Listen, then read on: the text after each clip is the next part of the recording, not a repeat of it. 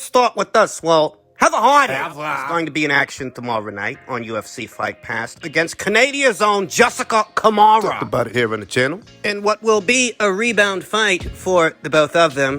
Heather Hardy is rebounding off that loss to Amanda Serrano almost 2 years ago. Jessica Camara, she'll be rebounding off the loss to Brooklyn's own Melissa St. Ville almost a year ago. Interesting particulars in association with this match. Jessica Camara is the naturally bigger girl in this contest. She is. She's campaigned as high as lightweight and as high as welterweight. She is the naturally bigger girl, whereas for Heather, this is an ascent to the lightweight division. This fight marks what could be the beginning of Heather Hardy's lightweight campaign. I say it could be because very recently, I saw an interview that Heather had with the people over there at IFL TV. And there's a chance that, depending on how this fight goes, maybe it's Heather Hardy's last fight. You have to wonder, if things go sideways for Heather tomorrow night, will this be her final fight? Will she retire off a loss or off a win, depending on whether or not it's a hard-fought win, depending on how Heather feels and how she performs in the match.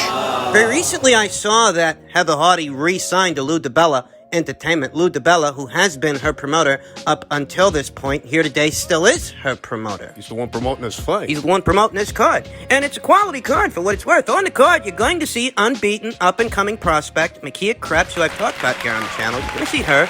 You're going to see Brooklyn's own Melissa St. Ville, who actually beat Jessica Camara over a year ago, and you're going to see Heather Hardy versus Jessica Camara. It's a good card for a Friday night.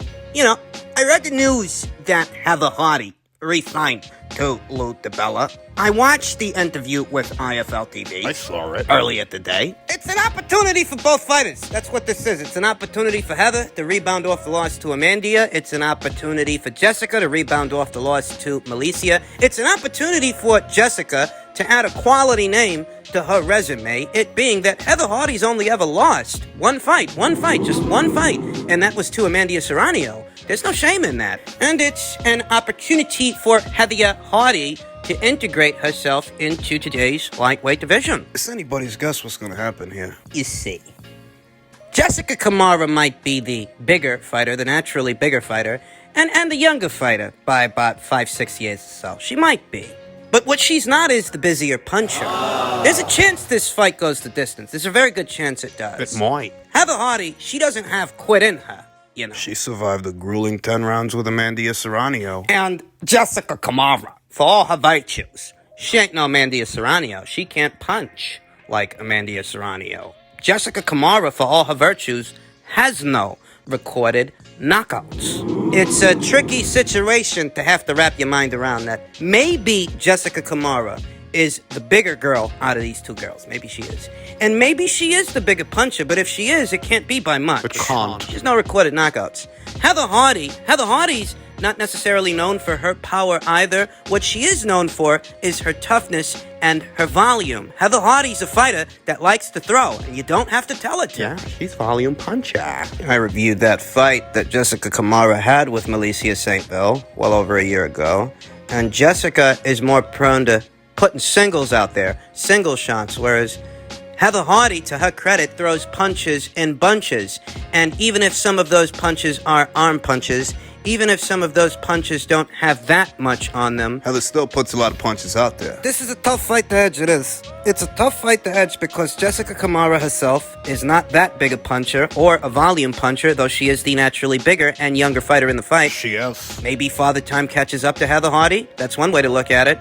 Another way to look at it is that, you know, Heather Hardy's got a lot more pro experience than Jessica Camara. Comparatively, she has fought better fighters than Jessica Camara has. And Heather Hardy, her characteristics as a fighter, her being a volume puncher, there's a chance that this fight goes the distance. And maybe Heather can win on points. I want to say that Jessica Camara looks more the textbook boxer than Heather Hardy does. I mean, either one of these girls is a defensive wizard, but comparatively, the work from Jessica Camara is a little bit more tidy. But that makes her a little bit more economic. If Heather Hardy has an out to win this fight, it's behind volume punching. It's behind being the busier boxer, the busier puncher. in the eyes of the judges. And that's what she's got to do. There's not much chance of Heather knocking out Jessica Camara. There's not much chance of Jessica knocking out Heather. But what can happen is perhaps Heather can stay with Jessica, stay on top of Jessica, and look to outwork her. I'm leaning towards Heather Hardy. And I'm leaning towards Heather to win a points decision. It's anybody's guess, really. We're shooting in the dark because these are two fighters that haven't seen action in the last 12 months. Close to 24 months for Heather. You know, Jessica's younger, she's bigger, but Heather's been in there with the better quality of competition. Heather's got more pro experience than Jessica does. You can make an argument for either fighter. In this situation, I'm going to lean towards Heather Hardy to win a points decision, and we'll find out if that's the way that it happens tomorrow night. On UFC Fight Pass. Now the news. Heavyweight up-and-comer by way of top rank, Efe Ajagba calls out Joyce, calls out Dubois, calls out Yoka, wants anybody they put in with me. I want to have 4 fights this year, Ajagba said. Anybody they put in with me, I'm ready to fight. It's very important for me to move up in competition. Last month, Ajagba, 15-0 with 12 knockouts, produced the most impressive knockout of his pro career on a Joe Smith Jr. versus Maxime Vlasov undercard in Tulsa, Oklahoma. The 6'6", 239-pound Ajagba blasted Brian Howard with a right hand that knocked Howard unconscious in the 3rd round of a scheduled 10-rounder ESPN televised Osage Casino Hotel. Ajagba's picture-perfect punch twisted Howard's body and sent him down to the canvas in a very awkward position. I needed to prove that Efe is back to the way I was before, Ajagba said. I showed that I'm back. Ajagba had surgery on both elbows to repair nerve damage following his previous fight. The 2016 Olympian went the distance with Jonathan Rice in that bout, a 10-rounder, September 19th at the MGM Grand Conference Center in Las Vegas. The heavily favored Ajagba won that bout comfortably on all 3 scorecards, but he was expected to knock out Los Angeles' Rice. My elbows bothered me in that fight, Ajagba said. I felt much better in this fight. The surgery made my elbows better. It took 2-3 months to heal before I could go back to training, but now I feel 100% better. So do I think that Efe Ajagba's going to get a crack at either Joe Joyce, Daniel Dubois, or Tony Yoka anytime in the near future? Do I expect that to happen anytime in the immediate future? You know the answer. The answer is no. Currently, Joe Joyce and Alexander Usyk, they're waiting for the news on Joshua versus Fury to be made official so that they can move forward with what's supposed to be their fight, their WBO final eliminator. So that's what, Joe Joyce is doing. Comes to Daniel Dubois, he's on the rebound. He's supposed to be fighting Bogdan Dinu.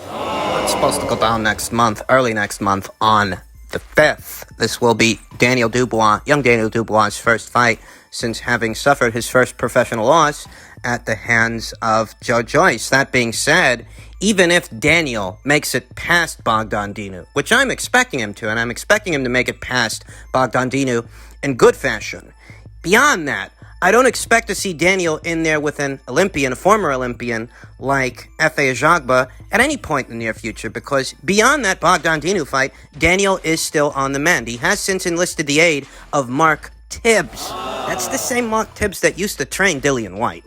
I view Efe Ajagba as a slightly more maturated fighter than young Daniel Dubois, who comes from a much better amateur background than young Daniel Dubois. Daniel ain't going to be fighting Efe no time soon. Ahead of what was the Joe Joyce fight, there were a lot of people out there that felt young Daniel wasn't ready for Joe, smoking Joe Joyce, Joe Juggernaut Joyce.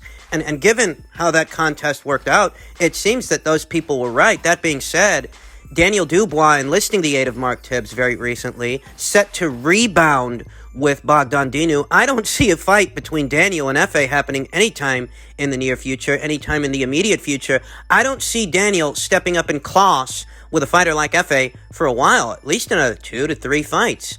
Efe's not going to have much luck landing fights with Joe Joyce. Efe's not going to have much luck landing a fight with Daniel Dubois. Tony Yoka, unbeaten Tony Yoka. I'll tell you that a fight between Efe and Tony makes a lot of sense to me. It makes a lot of sense from where I'm sitting, but I don't think it makes sense from where the people over there at Top Rank are sitting and both fighters' respective teams.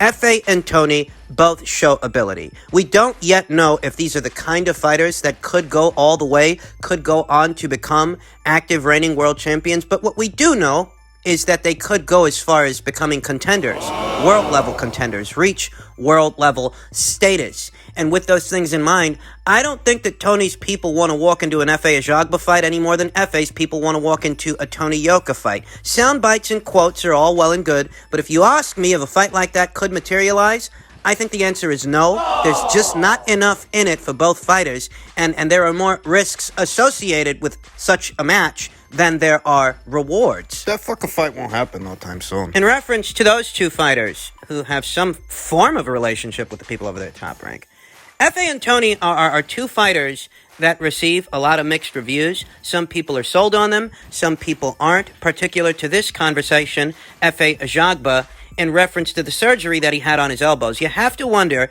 if some of F.A. Ajagba's more lackluster showings in recent memory didn't have something to do with that nagging elbow issue that he had, that issue that has now been corrected. You have to wonder that we're not going to get a more impressive F.A. Ajagba moving forward. I have to say, that knockout from his last fight, that was rather impressive. Are we set to see more knockouts like that from the Nigerian nightmare, F.A. Ajagba? I choose to give F.A. the benefit of the doubt. I choose to give F.A. Ajagba the benefit of the doubt because I think that this is a fighter that may or may not go all the way. There's room for both of those scenarios this early in the picture, but better still, I choose to give F.A. the benefit of the doubt because he is a fighter of generous physical dimensions, good punching power, decent boxing acumen, not the best, though I don't expect him to be at his best at this stage in his career. He's still developing as a fighter, believe it or not, like a lot of these guys are. There are interesting situations out there for F.A. Ajagba. One situation that almost immediately comes to mind is a potential match with Cameroonian Carlos Takam. Carlos, who's been in there with Derek Chisora, who's been in there with Anthony Joshua, who's got years of professional experience and could make it a rough night for F.A. Ajagba, unbeaten F.A. Ajagba. I think that's the most sensible and most sensible fight for F.A. to have because those are the kinds of guys he needs to be fighting if he has any intention of someday challenging for a world title. You need to be able to make it through a guy like Carlos Takam, who could give you some good work. Could make things rough for you. That's a necessary evil. F.A. Ajagba, like many of these unbeaten fighters, need to have these litmus tests against battle-seasoned veterans like Carlos Takam. So if you ask me what makes the most sense in the near future for F.A., it's a fight with Carlos Takam, who has fought under the Top Rank banner before. His last fight was under the Top Rank banner. The fight with Jerry Forrest in July of last year. Carlos doesn't seem to have anything going on. He's not involved in anything at this point in the juncture, and neither is F.A., though F.A. does need to step up in competition. I think that's a fight that makes a lot of sense. And finally, very recently, ESPN, alongside several others, updated their own pound-for-pound rank standings. Several popular periodicals and media outlets have their own version of what they think a pound-for-pound list should look like. By way of ESPN, Terence Crawford is in the number one spot ahead of CANELO ALVAREZ. I don't really know what that's based on. I don't know how one can reconcile Terence Crawford being ranked ahead of CANELO ALVAREZ based on the facts, based on the stats, based on both fighters' professional records, based on the boxing. I don't know how the people over there at ESPN expect to reconcile Terence Crawford being ranked ahead of CANELO ALVAREZ, who in his last 3 fights took on 2 unbeaten, active reigning world champions in his 4th weight class and beat the both of them comprehensively whilst still finding time to satisfy mandatory challenger in Avni Yildirim. A mandatory challenger that perhaps did not deserve to be a mandatory challenger. I think we can all agree on that, but better still, CANELO ALVAREZ has been a more active boxer than Terence Crawford as of late, having fought 3 times in just 12 months. He's been a more active boxer, and if I'm being honest, he's a more accomplished boxer as well. Though that's not necessarily Terence Crawford's fault. We know that he has the misfortune of campaigning in a very political division at a very political time in boxing. Better still, politics aside, Canelo's got the better record. Canelo's got the better resume. So how can you make it make sense that Terence is ranked ahead of him by way of ESPN? Now, by way of DAZN, CANELO ALVAREZ ranks in at number 1. It's the same on the Ring IQ pound-for-pound list with some differences. Yeah. You know, the people at DAZN have NAOYA INOUE at number 2, whereas here at Ring IQ, we have Terence Crawford seated in that position. How do you make that make sense? Nothing against INOUE, but you have to reconcile it. You have to make it make sense. How do you make it make sense that NAOYA INOUE is ranked ahead of Terence Crawford when both NAOYA and Terence are 3 division champions, with the difference being that Terence Crawford's been lineal 2 times, held the Ring Magazine belt 2 times, and he's been undisputed. How do you make that make sense? How do you make it make sense that both DAZN and the people over there at ESPN rank Errol Spence Jr. ahead of Teofimo Lopez? That doesn't make sense either. Both Errol Spence Jr.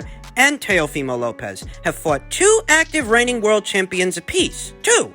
Errol fought Kell Brook, and he fought Sean Porter. Teofimo fought Richard Comey, and he fought Vasyl Lomachenko, with the difference being that Teofimo's the Ring Magazine champion. Errol Spence is not, nor has he ever been. Teofimo is in possession of more alphabet titles than Errol Spence Jr. Another fact, yet for some reason, they have so decided to rank Errol ahead of Teofimo.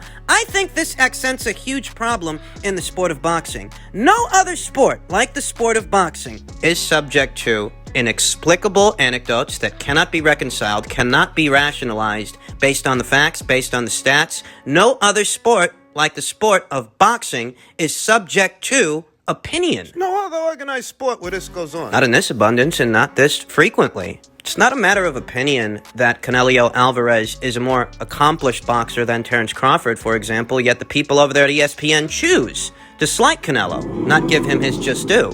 Something very similar applies to Teofimo Lopez and Errol Spence Jr. Not only has young Teofimo fought the same number of world champions as Errol Spence Jr., active reigning world champions that he won belts from, not only has he done this, but he's fought a higher caliber fighter in Vasyl Lomachenko than anybody that Errol Spence Jr. fought, so why is he not getting credit for it? Errol's never been lineal. He's never fought somebody ranked as highly as a Vasyl Lomachenko, what was then a pound-for-pound darling, pound-for-pound sweetheart. Yet for some reason, he's ranked ahead of Teofimo, who has done these things in less time, in less fights, than Errol Spence Jr. has. How do you make that make sense? It doesn't. It just doesn't. That cannot be reconciled. That's why I don't even bother to go by these lists. That's why several years ago I decided to devise my own based on a very stringent and unwavering criteria that ensures every fighter ranked on the list is on an even playing field and getting a fair shake.